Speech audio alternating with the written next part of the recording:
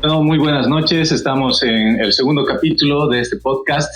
Ha sido ya un podcast que ha estado saliendo en las anteriores semanas, ha tenido buena recepción, nos están permitiendo hablar al parecer y también nos han estado escribiendo diciéndonos que quieren participar. Aclaramos a todos, este es un espacio abierto, así que nos estamos comunicando internamente con todos aquellos que quieren participar para que puedan estar en esa mesa de discusión, de debate, charla.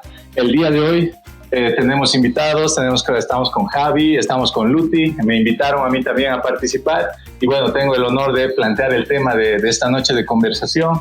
Estimados hermanos, compañeros, el tema va a ser Bolivia está en una encrucijada. Estamos yendo a un periodo electoral, esto es el 17 de agosto de 2025, si es que no hay ningún cambio en el calendario electoral, pero estamos yendo en un escenario que está altamente politizado y además en una crisis multidimensional, en lo económico, en lo político y social. De eso vamos a hablar hoy día. Espero que se hayan preparado porque vamos a hacer aquí incluso hasta de abogados del diablo, vamos a charlar de todo. Entonces, compañeros, les doy la bienvenida. Muy buenas noches, Javi. Muy buenas noches, Luti. Muy buenas noches, Rodi. Buenas noches, Luti. Un placer estar aquí. Muchas gracias por la invitación. Muchas gracias, Rodi, Javi. Me siento muy contenta por participar en este podcast. Hay la necesidad, creo, imperante de que se pueda discutir en estos momentos en que nuestro país está viviendo momentos trascendentales, económicos, políticos, sociales.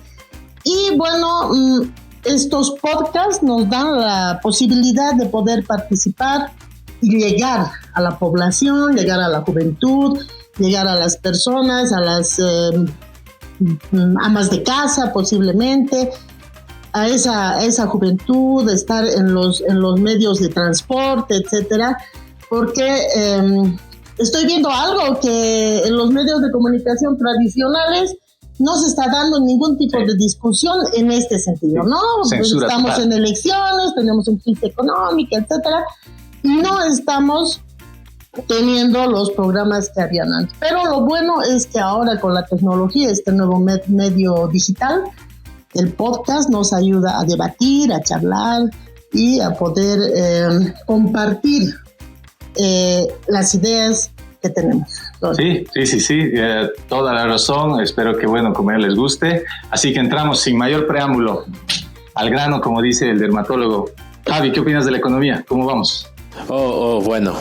Primero, yo creo que hay un tema de largo plazo y hay un tema de corto plazo, compañero. A ver, primero que nada, en el tema de largo plazo, sin duda, es verdad que la historia de Bolivia está marcada por qué tipo de materia prima exporta, ¿no? Primeramente ha sido la plata, luego ha sido el estaño, luego ha sido el gas, luego y ahora estamos en luego, ¿no? Estas materias primas que definen nuestra inserción en el mercado internacional, nuestros patrones de acumulación, cada vez que cambiamos de uno a otro hay cierta inestabilidad en el país. Cuando termina el patrón de la plata y empieza el patrón del estaño, hay la guerra federal, ¿no ve? Se cambia la capital de Sucre a La Paz y todos estos conflictos. Luego, cuando se cambia del estaño al gas, hubo toda la crisis de la UDP y el inicio del neoliberalismo con Víctor Paz, ¿no? Ya en sí mismo, ahora que se está acortando el ciclo del gas, no es que el gas se acaba, pero el gas no puede mantener la economía que tenemos y tenemos que adoptar otras fuentes de ingreso. El litio decían, ¿no? El litio. Ahí vamos a entrar el tema de lo del litio.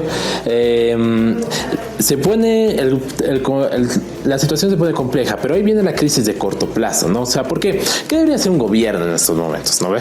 ¿Qué debería hacer un gobierno para adaptarse a este ciclo? Debería primero ver cómo resguardar los ingresos para que los sectores que antes recibían ingresos por el gas no se vean afectados, instituciones públicas, universidades, alcaldías, gobernaciones, ahí sobre todo la población civil, ¿no ve? O sea, cómo mantenemos los bonos, cómo mantenemos la subvención y estas cuestiones, mientras que a la vez se promueven las otras políticas, los otros sectores nuevos que van a generar ese ingreso y se negocia cómo se consigue ese ingreso, ¿no? Para eso deberíamos haber, por ejemplo, aumentado nuestra exportación de litio, deberíamos haber en particular yo creo que hay como 4 productos que están como medio empujándose, hay que ver cuáles predominan al final, pero serían litio, soya, carne y sin duda y el oro, que es también este elemento nuevo que ha estado apareciendo últimamente, ¿no? el gobierno central debería promover eso. Y eso se hizo con el gobierno de Evo Morales. 2014, 2010. Ya el tema del gas empezó a caer desde 2014. Y Evo Morales, durante los primeros 5 años de la caída, se aseguró que nadie lo sintiera. O sea, 2019 todo el mundo te va a decir, estábamos bien. No había colas, nada, ¿no? No había colas, no faltaba presupuesto para las universidades. Me acuerdo que en mi centro de estudiantes compraron una Play. O sea, es como que aguante el IDH, ¿no?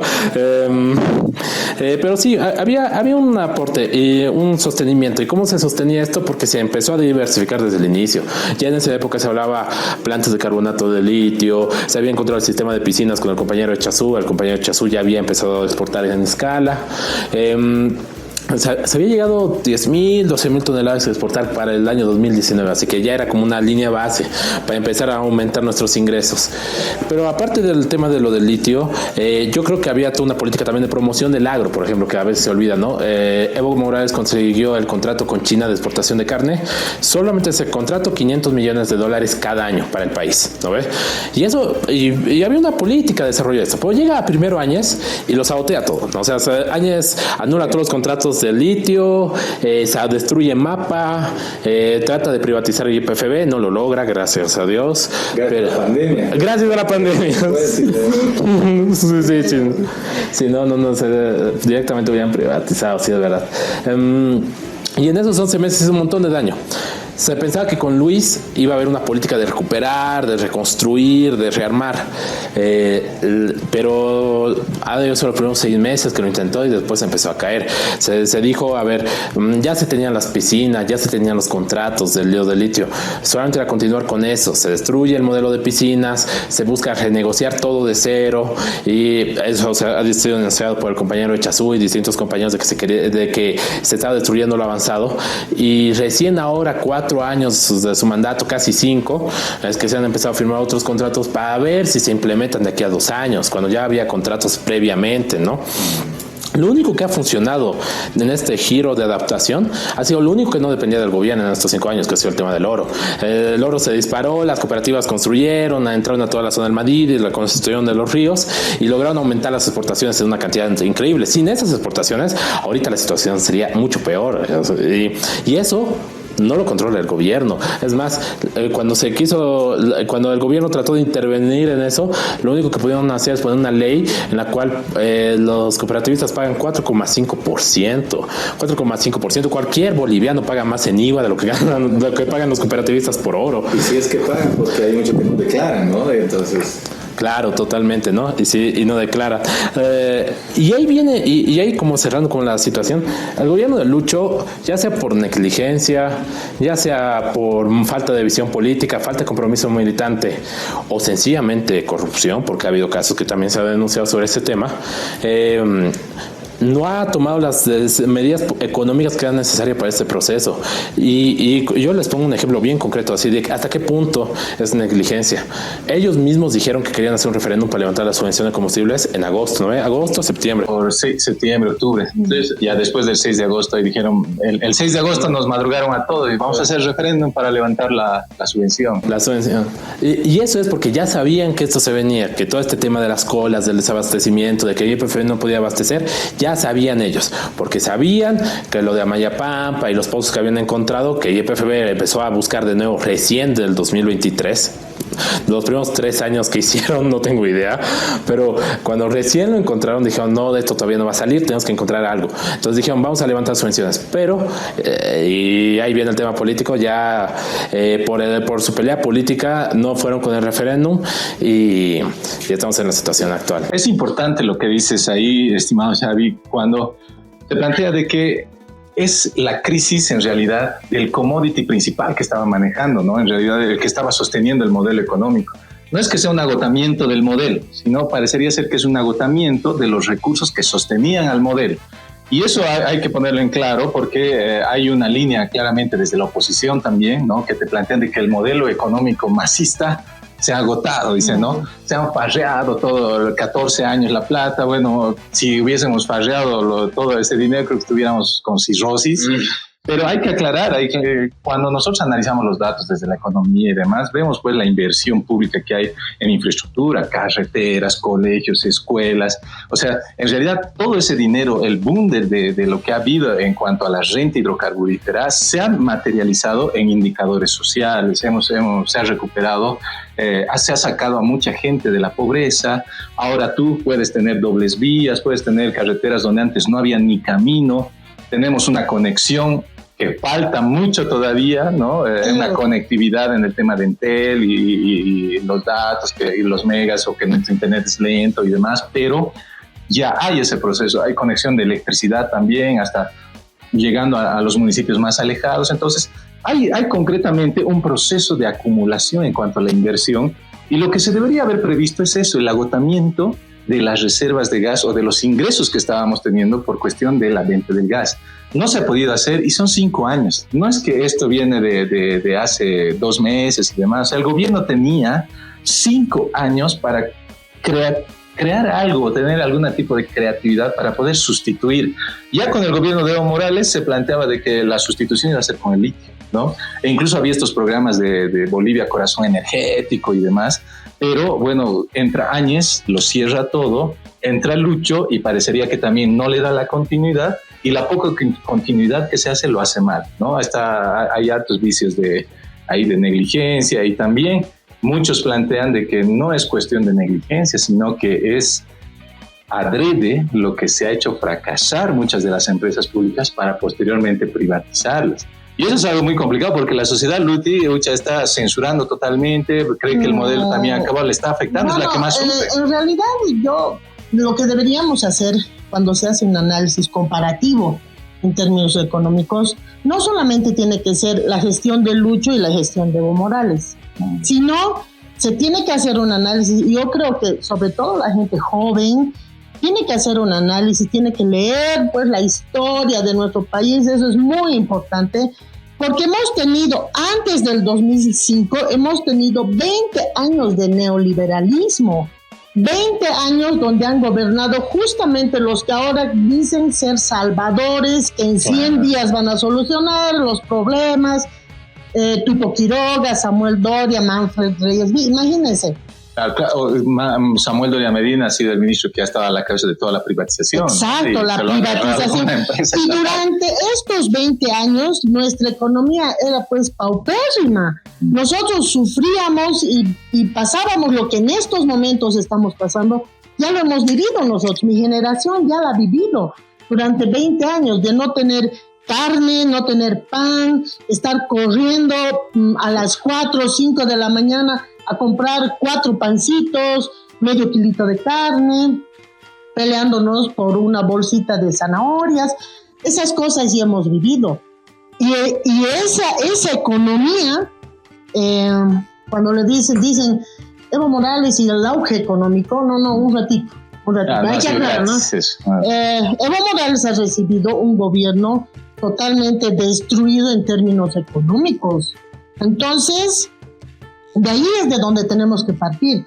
Evo Morales ha ido avanzando durante los 14 años para generar una economía estable en la que hemos vivido durante esos 14 años, ¿no? Sí, dime. Sí, en ese sentido, Luti, yo, por ejemplo, no hay que olvidar de que Carlos Mesa se estaba prestando plata para pagar aguinaldos, no para abrir para pagar sueldos, no tenían para los sueldos, no les decimos un puente, no decimos hospitales, para sueldos. Entonces, sí, esa es la Bolivia que recibió Evo Morales, la Bolivia de 66% de pobreza, la Bolivia en la que 3 millones de personas iban todos los días con hambre a dormir, ¿no? Esa es la Bolivia que recibió Evo. Se fue transformando, se fue haciendo, pero esas son decisiones políticas, es una voluntad política de transformación. Y hay una pregunta que deberíamos hacernos, ¿no? Durante esos 20 años, ¿no teníamos recursos económicos? No, pues teníamos recursos naturales, solo que estaban en manos de unas cuantas familias. Claro, estas familias, estos oligarcas, los Branco Marinkovic, ¿no ve? Del Oriente, los Caballeros del Oriente, etcétera, esa economía era para sus bolsillos. Y a nosotros nos decían, ajustense los cinturones, ¿no ve?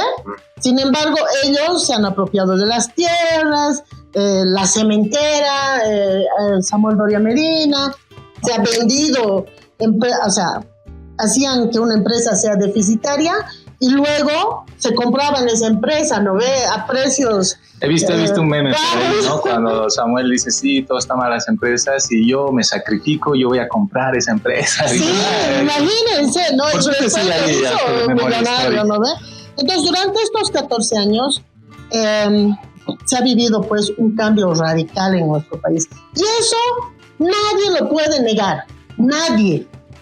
La gente joven ha vivido, la gente de esa generación del 2005 al 2019 ha vivido un auge económico, ¿no ve? Porque yo les hago una comparación pequeña en el tema de la educación. Ya. Las universidades públicas salían todos los años, ya aparecía la agenda de movilizaciones. Todos los años salían enero, febrero, marzo a luchar por el presupuesto universitario. No había presupuesto, no había para que estudien. Tenías tu agenda de materias hasta mayo, tu agenda de movilización. Hasta mayo y llegaba la COP para el 1 de mayo y ahí eran la COP antes era pues representativa, ¿no ves? Representaba realmente a los intereses de los trabajadores. En ese momento nuestra economía era pues tan terrible que las universidades tenían que movilizarse, entrar en huelgas de hambre, etcétera, etcétera. O sea, ese es un ejemplito nomás, digamos, de la gran diferencia que en 14 años de gestión de Evo Morales, las universidades no han salido ni una sola vez a una movilización porque no tenían la necesidad. O sea, el IDH ha cubierto todo lo que ha sido el presupuesto universitario de las 9 universidades. Claro. Ahí Lucy, ¿no? Yo les digo, no gasten todas sus balas porque ahorita tenemos que hacer el tema del diagnóstico como estamos entrando, porque después ya se vienen igual las salidas. ¿Cuáles van a ser las salidas en el tema económico? Así que eso vamos a tocar ya en la segunda etapa. Yo les meto de cajón el tema de político. Si bien la crisis económica está ahorita siendo el marco en el cual se está moviendo todos los intereses y demás, lo que está afectando más a la gente, hay algo más que está contaminando, que es el tema político. Y claramente el gobierno está cruzando su agenda política electoral para dar una respuesta política al tema económico. Se está dedicando más a tratar de proscribir al MAS, ¿no? Bueno, ya lo tiene en realidad la sigla. Ha empezado con tratar de llevar, digamos, que todo el problema de los hidrocarburos es culpa de la Asamblea Legislativa, ¿no? Y la bancada evista. O sea, sigue dando respuestas políticas a un tema que debería ser económico. Ahí yo soy claramente, yo les digo, compañeros, para mí hay un proceso de desinstitucionalización del Estado. Se está utilizando de manera así dramática el Tribunal Constitucional, agarrándose de un artículo que dice que este tribunal es el que revisa el tema de la Constitución, pero que no hay otra instancia ulterior. Y con eso están ya ellos tratando de imponer, han tratado de imponer todo, ¿no? Desde evitar que la Asamblea censure ministros, evitar que fiscalice. Exacto. Ahora también han hecho de que al Tribunal Supremo Electoral le han hecho ir a un congreso trucho en el Alto el 3 de mayo, pese a que no estaba ni firmado por el delegado político del MAS, nada, pero el Tribunal Constitucional ha instruido, ¿no? Ha querido sacar la sentencia 10-10 y todas estas acciones podrían, digamos, en el hecho del marco del derecho y del Estado tener algo de legalidad o legitimidad, pero hay un punto fundamental.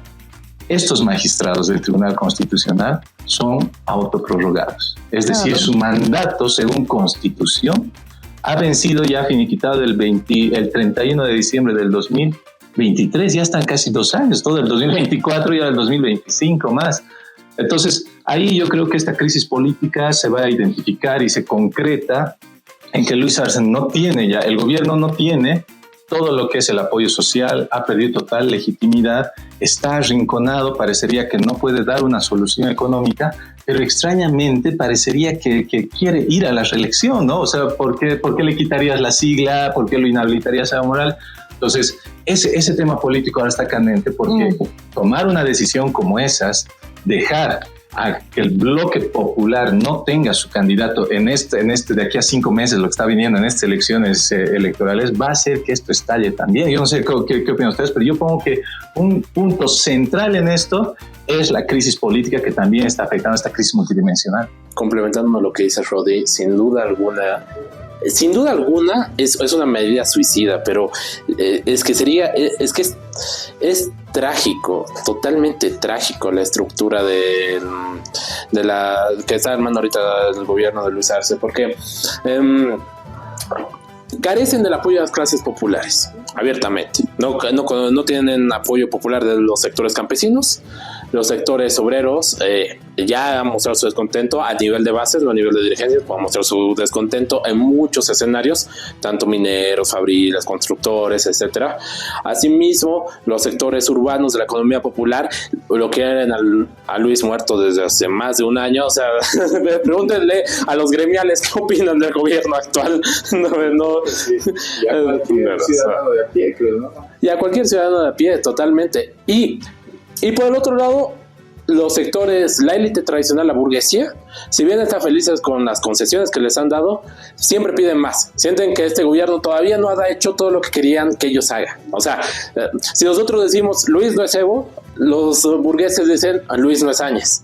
Entonces, y Luis está en ese punto intermedio que es totalmente trágico, porque lo único que lo sostiene es la inercia de la burocracia. Es la inercia de los funcionarios que temen perder sus pegas y hacen su pacto de nos vamos a apoyar entre todos nosotros, sumado a las instituciones que no son electas: policía, ejército y poder judicial.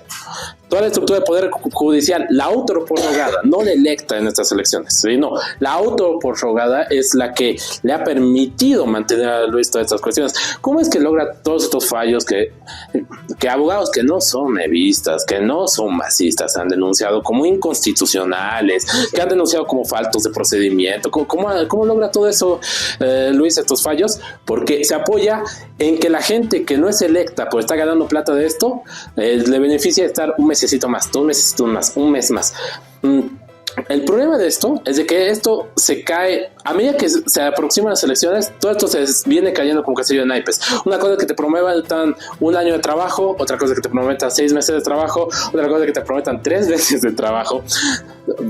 Va a ser muy divertido ver cuántos luchistas quedan para junio. Bueno, en realidad toda la población boliviana y sobre todo el sector del MAS, de ese MAS de entonces, digamos, del que ha formado en su gestión Evo Morales, toda esa población se ha quedado sorprendida, todos nos hemos quedado sorprendidos de ver que el supuesto gran profesional, el iluminado, el academicista, no ha dado respuesta al problema económico. Tú sabes que la economía determina la política, lo social, etcétera, etcétera, ¿no?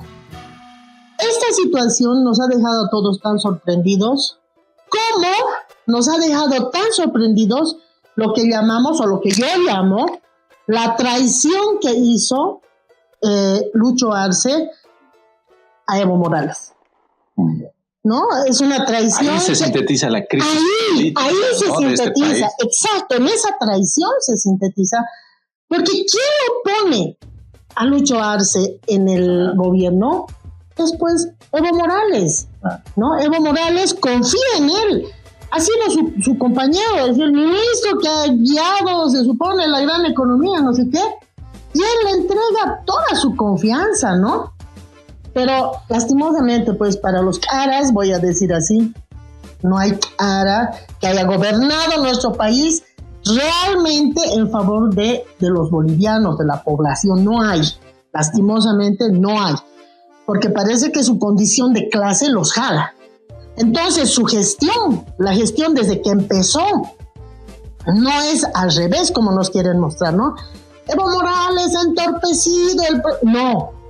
Fue desde el momento que fue incluso las elecciones, ese momento electoral, en que ya se determina que quiénes van a ser ministros que en muchos casos nos sorprendió porque tenían primero no eran masistas y después lo decían, no somos masistas, no sé qué. Soy invitado, soy técnico, soy no sé qué, hasta estas direcciones y todos los que han empezado a trabajar, incluso la elección de diputados y de senadores, ¿no? Esta elección que ha sido al margen de las bases, al margen de cómo se hacía antes, digamos, un senador, una diputada, tenía que tener también una trayectoria política, social, ¿no ve? No, han aparecido de pronto estos senadores, diputados, y nosotros, la base, hemos estado viendo y trabajando y habiendo recuperado nuestra democracia después de lo que ha sido el golpe de Estado de Áñez, de Camacho y de toda esa oligarquía, nos sentíamos realmente contentos porque la confianza había vuelto. La confianza del pueblo ha vuelto.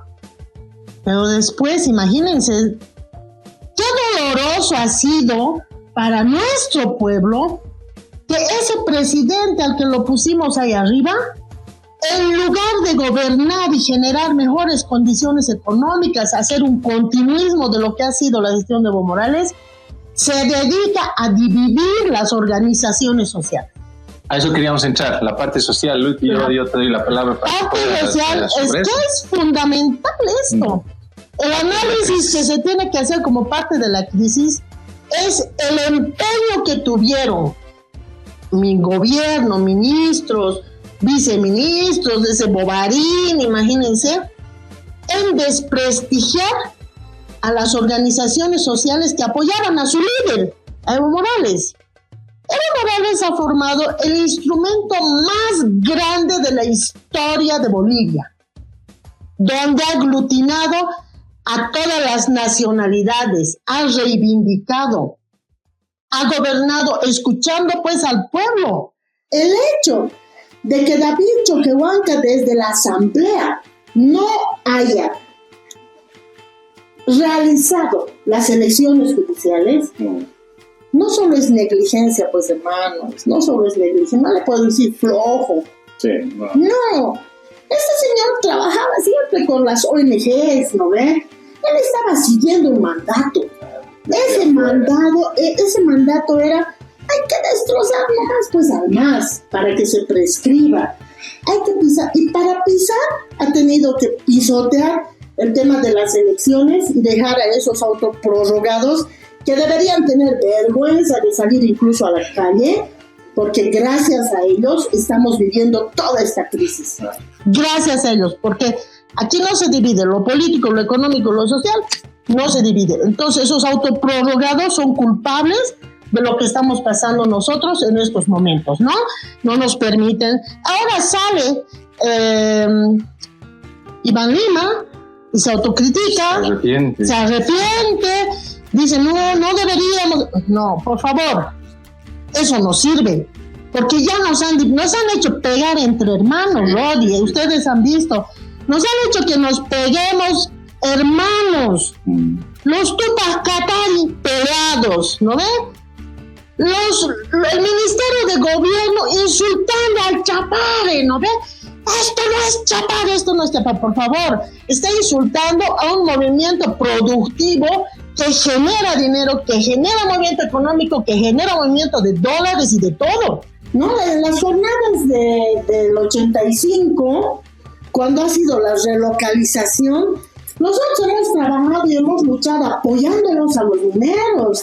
Ellos han venido a nuestra ciudad, hemos peleado por ellos, en la UNS hemos abierto las puertas, hemos trabajado con ellos, hemos hecho lo imposible, hemos luchado con ellos en la marcha por la vida, la clasificación, en la ciudad se los ha cogido.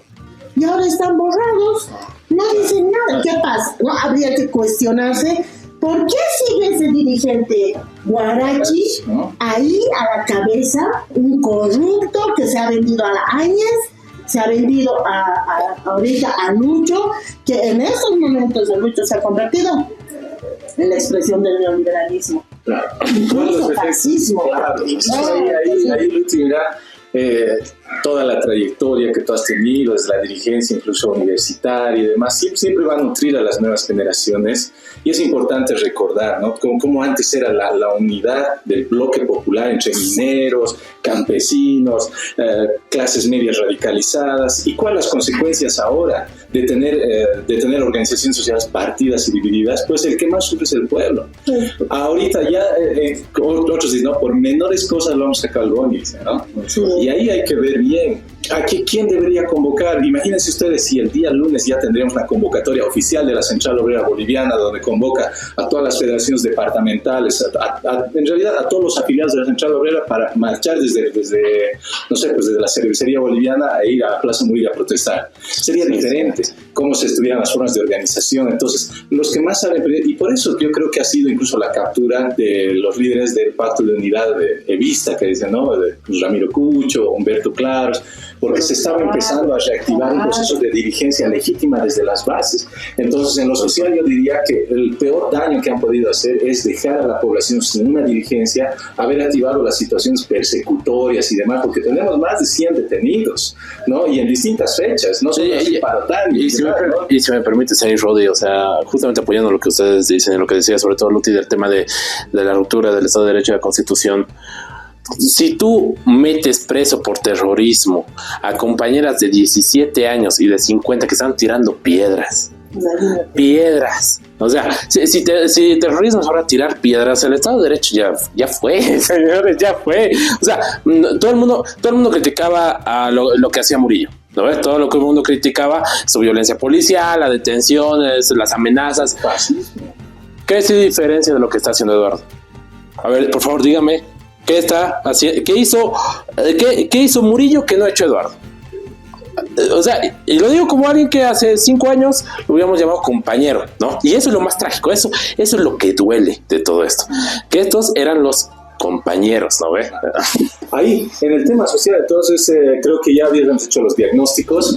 Ahora sí va a venir cuáles son las salidas que tendríamos que desarrollar en el tema económico, en el tema político, en el tema social. Vamos a meterle ahora el tema de las conclusiones y las salidas. ¿Cómo resolvemos o por dónde debería ir el Bloque Nacional Popular en esta parte de la crisis multidimensional? Para el tema económico, para el tema político y para el tema social. Empezaremos. A ver, yo voy a plantear algunas ideas base para lo del tema económico. Sin duda lo central es la defensa de la economía popular. Y para la defensa de la economía popular tiene muchas aristas. Obviamente, la defensa de los precios y los ingresos de las familias a través de la defensa de canasta familiar. Eso es lo más básico. O sea, no puede haber un gobierno que no controle el precio del pollo. Quizá ya no sea viable en 14, va a ser en 18, voy a decir algo, pero se tiene que se quede en 18 y el Estado asume un compromiso. De la misma manera que se asume el compromiso con el PAN, que hasta ahorita al menos se mantiene, ¿no? Entonces hay que ver, ¿no? Entonces, estas cuestiones hay que asumirlas. ¿Cómo se asume? ¿Qué políticas se tienen que asumir? Es central que esta defensa de la canasta familiar, de los precios y de las condiciones de vida del pueblo, solamente puede hacerse si hay una perspectiva social de las estructuras de planificación económica. Si solamente son chicos de clase media los que en unos escritorios en la Casa Grande del Pueblo deciden cuál es el nivel de subvención apto, cuál es el nivel de bono apto, cómo vamos a manejar el déficit, eso siempre va a llevar a políticas reaccionarias por la posición de clase de los propios compañeros. O sea, no, ya sean aspiracionales o clases medias establecidas, ahí no hay diferencia. Pero en el momento en que los cumpas se ponen un traje y un saco para entrar a la oficina, tiene que haber un control social que permita que ese diálogo aterrice y se proteja. Voy a poner un ejemplo muy obvio. Luis Arce, y esto es un dato bastante conocido, hasta ahora se opuso al bono Juancito Pinto. Y fue el compañero Morales el que le planteó que el bono Juancito tenía que aprobarse porque él señalaba que solamente que 200 bolivianos era un cordero y que un cordero en el campo solamente se comía en el cumpleaños del papá. Ahora los niños iban a poder comer un cordero. Ese ejemplo tan básico, así digamos, de perspectiva social, de condición de clase y cómo se expresa en las visiones de políticas públicas, es central recuperarlo. Ahora, además, se ha perdido totalmente. Estos 5 años se ha perdido totalmente. Entonces, eso es central en la defensa de los precios de la canasta familiar. Asimismo, para las políticas de desarrollo económico y social se tiene que mantener una política no dogmática no confrontativa, pero sí de promoción, tanto de la participación estatal en economía, de desarrollo industrial, recuperar EMAPA, recuperar yacimientos de litio bolivianos, recuperar YPFB. Combinado con esto, tiene que haber una política de promoción y diálogo de la economía popular. ¿Ve? ¿Cómo puede ser? Esto es fenomenal. Luis, hasta ahora, a menos puede que si alguien, si me equivoco, que alguien lo señale en los comentarios, Luis hasta ahora no ha tenido una reunión con los productores de quinoa para exportación en sus 5 años de gobierno. Lo ha tenido con la CAICO, y más de una vez, y varias veces, y se reúne, y hay mesa ampliada y todo eso. Diálogo permanente con la economía popular, diálogo permanente con los camires, con los comerciantes, con los transportistas, con las estructuras microempresariales, con las estructuras artesanales, y obviamente con toda la estructura campesina productiva, que es la base de nuestro país. ¿No ve? Sobre eso también yo plantearía, y quisiera ponerlo sobre la mesa, algo de autocrítica. Creo que hay algunas empresas públicas que no están dando bien, creo que hay que empezar a cerrarlas, si bien ya no estamos. El criterio de una empresa pública es rentabilidad social, eso tal vez muchas personas no lo entienden, no es tanto rentabilidad financiera, pero nosotros nos podemos dar el lujo de garantizar rentabilidad social cuando tenemos ingresos, pero como ya no tenemos, hay que priorizar de alguna forma esto de hacer una evaluación a las empresas públicas.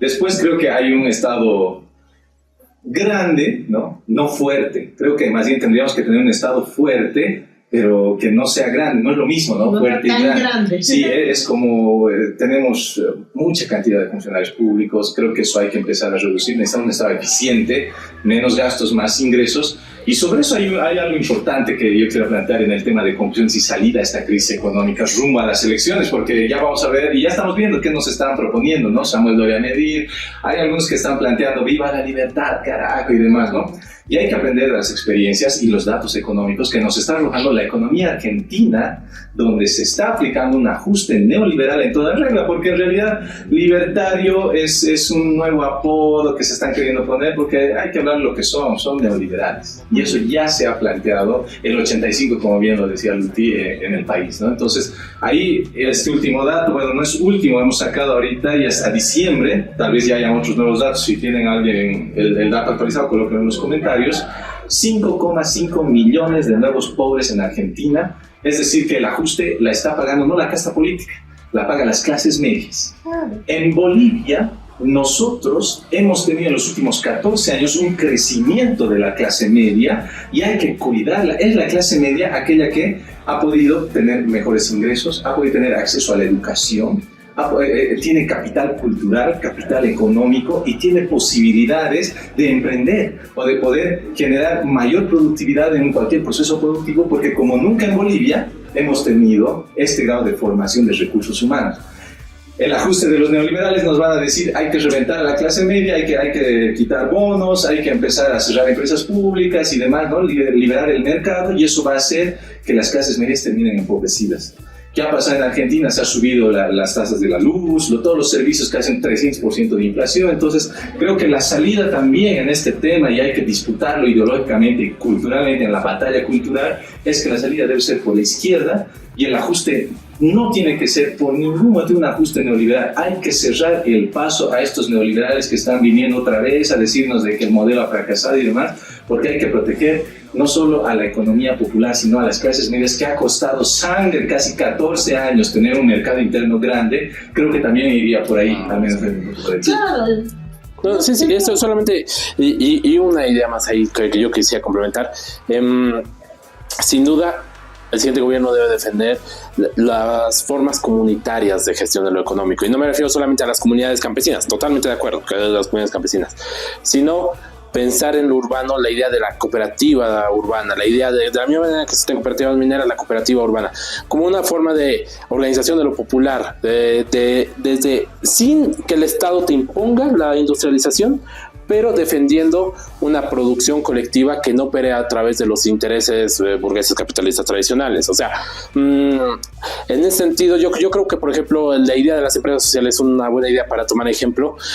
Cuando uno piensa en comunidad, uno piensa no no sé, Achacachi, Chayapata, el altiplano andino, los valles secos de Potosí. Por ejemplo, uno no pensaría en el Aus Panda, que es, por ejemplo, una empresa social autogestionada por los compañeros trabajadores, organizando un principio de solidaridad y de trabajo colectivo.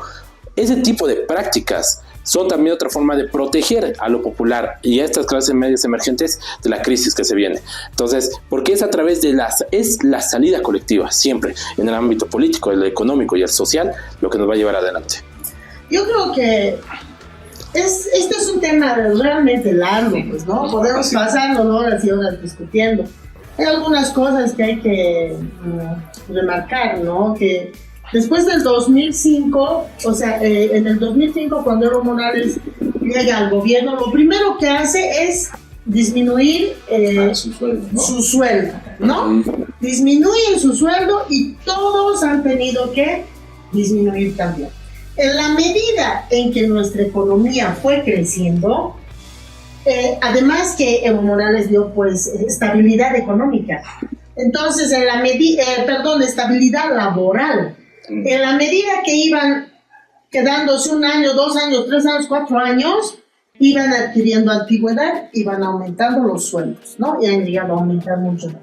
Pero ahora se tiene pues que tener una política austera. Sí, estamos en crisis, no puede ser que haya un sueldo de 2.000, 3.000 bolivianos, familias que están viviendo con eso, y que el Guarachi se lance con 30.000 bolivianos, ¿no? De sueldo, que realmente es un así cualquiera dice que no hay crisis, ¿no? Claro, no hay crisis, ¿no? Para todos esos dirigentes, malos dirigentes, que realmente yo he conocido muy buenos dirigentes de la COP, de los que me sacaría el sombrero siempre, que deben estarse pues removiendo de su tumba por este dirigente, esa central obrera, que era la vanguardia, y los mineros eran la vanguardia de la clase obrera y de todos los trabajadores. Por favor, ahora hay que decir, retírese, señor, retírese, váyase a su casa, porque ya no son. Déjame recordar un puntito así sobre cuando decía, ¿no?, de la crisis económica. Este último ha salido el Mario Casón, el gerente, no sé cuál será su director general de Impuestos Nacionales, y él decía que hemos recaudado más este año, ¿no? Entonces, y Lucho sale diciendo de que solo es un tema de liquidez de divisas y no estamos en crisis, ¿no? El gobierno no está quebrado, pero claro, si el que está quebrado son los bolsillos de los bolivianos, que aparte de la crisis tenemos que estar pagando impuestos a Mario Casón, y él tiene que decir, todavía estamos recaudando más. O sea, aparte que tenemos que pagar más en tema del transporte, pasajes y demás, tenemos que pagar la carne elevada, el pollo que no hay. Aparte hay que seguir pagando impuestos. El boliviano está pagando impuestos ahorita. O sea, que estamos sobre la espalda de la gente, del pueblo. Se está cargando toda la crisis y recibimos todos los días un discurso que dice que no, que solo es un problema externo, pero no hay un efecto contagio. Entonces, no puedes negar a la población. La población ha tenido sus ahorritos en dólares, metió a los bancos porque se ha generado confianza bancaria, y ahora no tienen. No tienen los dólares. Estamos en una situación de cepo. No, te dicen que van a devolver en bolivianos al cambio, ¿no ve? Oficial, y no hay dólares. No hay dólares. La gente que tiene anticréticos, por ejemplo. Las personas que tienen anticréticos están en una crisis total porque no tienen para devolver en dólares, ¿no? Entonces, estas cosas hay que irlas analizando, pero hay un temita más que hay que nomás hablar en el tema de la división del MAS, esto que está pasando, el intento de prescripción, el intento de anular absolutamente a Evo Morales para las elecciones. Salidas en lo político. Lo político. ¿Cuáles? O sea, no, pues esto tiene que retroceder, no puede ser que ataquen de esa forma al pueblo. Imagínense, Evo Morales no necesita ir a las comunidades a decirles, en 100 días te lo voy a solucionar tu problema. No necesita. Las comunidades, la gente, las organizaciones están yendo donde Evo Morales, ¿no? A decirle, hermano, tú eres nuestro líder. Ese mensaje está mandando. Entonces, ¿qué tenemos que hacer? Recuperar nuestras formas de organización, dejar algunas cosas que nos meten en las redes sociales, ¿no ve? El fake news, ¿cómo es? El lawfare, el famoso lawfare. Tenemos que dejar pues a un lado eso y recuperar nuestra esencia de formas de organización. Y trabajar, ¿para qué? Fundamentalmente para recuperar nuestra economía. Para mí, honestamente, las elecciones no van a servir para nada porque nos están a miles, millones, nos están evitando participar.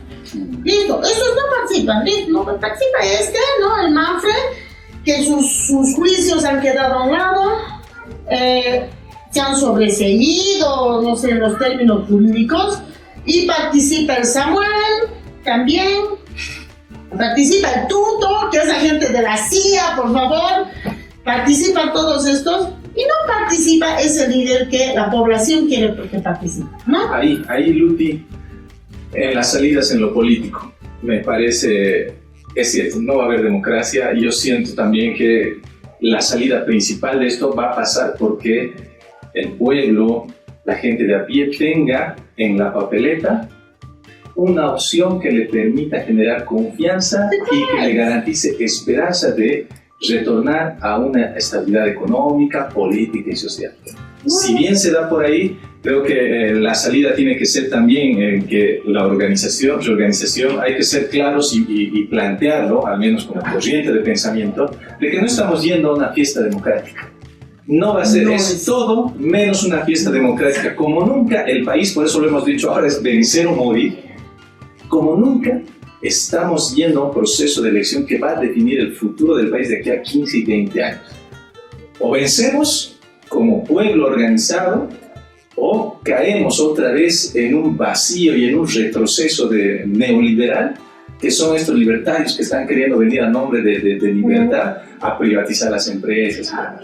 La señal y la salida en el tema político creo que tiene que ser por exigir y plantear de que nuestros derechos políticos sean respetados, de que haya en la papeleta alguien que nos permita a nosotros escoger a quién va a ser nuestro presidente. Lo que quieren hacer ahorita es quitarnos ese derecho, quitar el derecho de poder escoger a alguien que para nosotros, claro, que para nosotros sí tenga nuestra confianza, sí nos sintamos parte del pueblo, sí nos identifiquemos con él.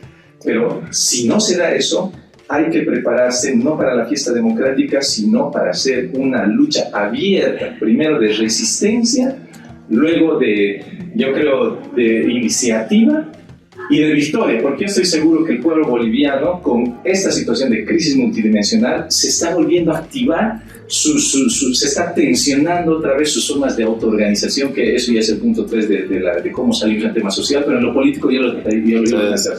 Solamente un apunte más del tema político antes de entrar a lo social, digamos, ¿no? Yo pondría el ejemplo de la historia. Solo hay un partido mayoritario en toda la historia de Bolivia que fue proscrito, y fue el MNR. Fue proscrito el 46. A que no adivina qué hizo el MNR 6 años después.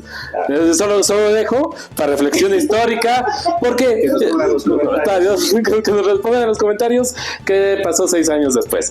Y yo digo, y eso es por una razón. El MNR en esa época era la expresión de los sectores obreros que consideraban que la salida nacionalista era la forma de transformación del país, y de los sectores de clase media radical que entendían que la necesidad de la reforma agraria.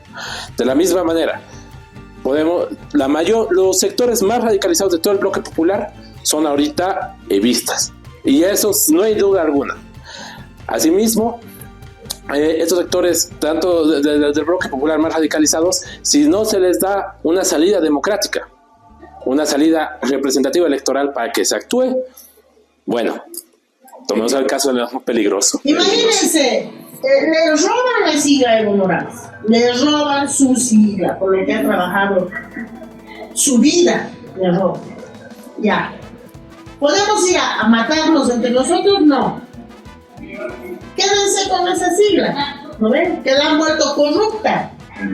Ya, todo lo que es más es corrupto en este momento, ¿no? Empezando con sus signos de Lucho, que aclaren su posición, nunca salieron a aclarar. Y luego queremos entrar a otra sigla. No, hay problemas en esa sigla también. No, la otra también hay problemas. Entonces, el gobierno está evitando, como de lugar, discriminándonos, discriminando al pueblo, discriminando a las organizaciones sociales del oriente, del valle, de los yungas, del altiplano, evitar que nosotros tengamos un candidato que nos represente.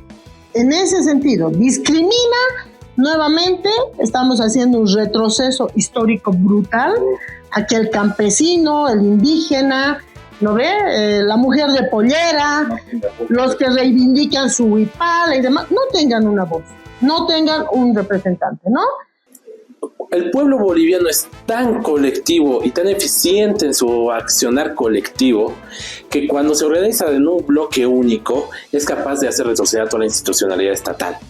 Cuando la COP se instituye y se conforma como bloque popular de organización en la década de los 50, durante 20 años tiene en jaque al ejército, no a la policía, no al presidente de turno, al ejército. Poder popular versus poder institucional, ¿no? Poder popular versus poder institucional, lo que llamaría justamente Zabaleta, ¿no? El poder dual, ¿no? Entonces, de la misma manera, cuando la CSUCB se conforma y se va haciendo un camino largo que se da en los 80s y 90s hacia el pacto de unidad, ¿no ve?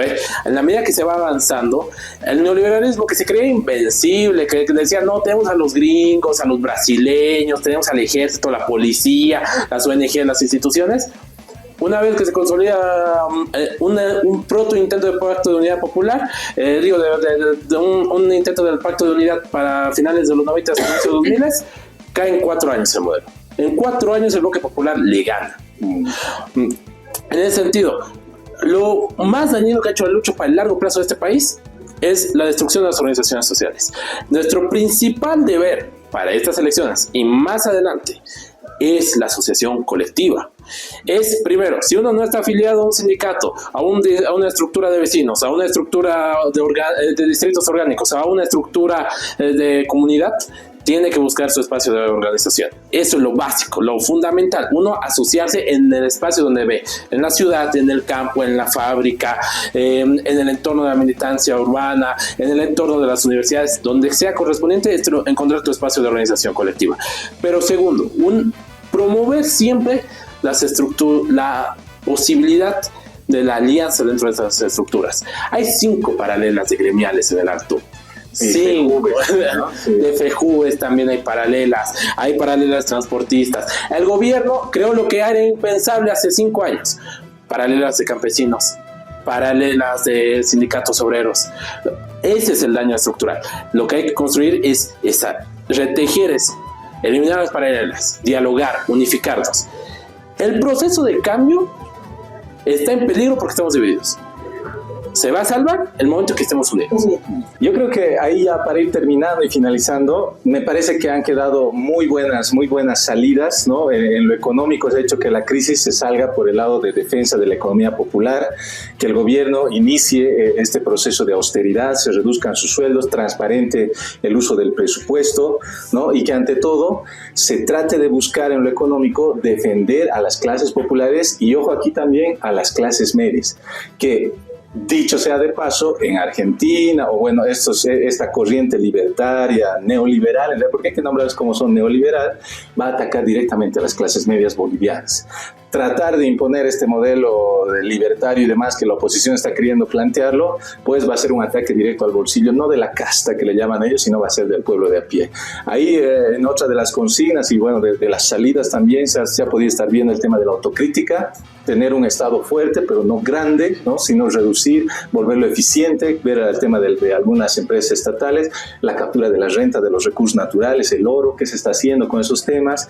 En el tema de la crisis política, evitar la proscripción, pero ante todo, ir a un camino democrático, teniendo una alternativa para el pueblo que nos genere confianza, pero también, si no se da esa alternativa, lucha frontal frente a estas elecciones por garantizar ¿no? Unas elecciones democráticas y que no se excluya al bloque nacional popular, que no se excluya la representación legítima de las bases sociales y que sea una elección democrática. Si no hay eso también, pues vamos a tener que ir por defender, y nos lleva al tercer punto: ¿cómo hacemos la lucha? En lo social, reorganizar nuestras dirigencias. Tenemos que, para salir de esta crisis multidimensional, uno de los pilares fundamentales, ustedes compañeros lo han dicho, es la dirigencia. Tenemos que retomar una dirigencia que empiece a defender los intereses del pueblo y que además garantice pues la soberanía de los recursos naturales, la soberanía económica, la soberanía política, porque en estos momentos, compañeros, si algo hay que decir en esta crisis multidimensional es que como bolivianos hemos perdido la soberanía en el manejo económico, político y social. Si algo se ha concentrado, las luchas de más de 20 años y que han acabado en el 2001, 2003 y han acabado tomando el poder el pueblo, es porque queríamos autogobernarnos, queríamos ser libres y queríamos tener también garantizar mejores días para nuestros hijos. Hoy por hoy, esta crisis se ha debido a una traición en lo político, un alejamiento del modelo económico en lo económico, con una visión proempresarial, y en lo social, pues a una fractura de nuestras organizaciones sociales. Nosotros desde aquí hacemos ese llamado con estas ideas. Yo les agradezco por participar, estimado Javi, Luti, toda la experiencia que tienen ustedes. Esperemos que les haya gustado, igual a los compañeros. Cualquier comentario, y les repito también, participación, solicitud de participación, nosotros lo estamos respondiendo. Déjenlos en la caja de comentarios, el like correspondiente, compártanlo. Si les ha gustado, pónganlo. Si no les ha gustado, también pónganlo, porque aquí vamos a empezar a hacer, si bien ahora hemos empezado el podcast, también estamos queriendo hacer versiones en live para poder responder en ese momento, también ser más interactivos con ustedes. Así que este es el espacio en el cual hemos podido debatir Bolivia. Esta coyuntura electoral, este año 2025, va a ser a vencer o morir. Gracias, Rosy. Gracias.